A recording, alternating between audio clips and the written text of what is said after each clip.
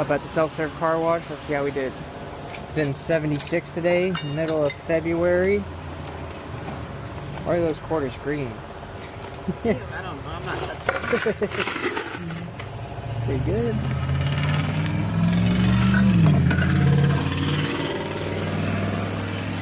A lot of noisy trucks today.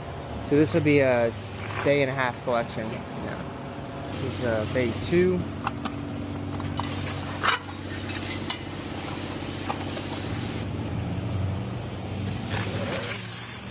And this will be bay 3.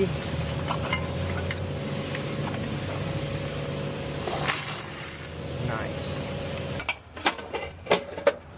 This is our truck bay, not bad.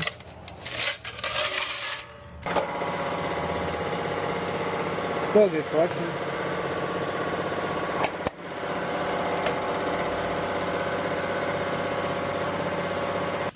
It's gonna wrap it up. So in a day and a half, we did $263 total in quarters, and that's not including vacuums or credit cards or vending or anything like that. So really good. Like I said, the snowstorms turned out to be a good thing. So appreciate you guys watching. We'll see you on the next one.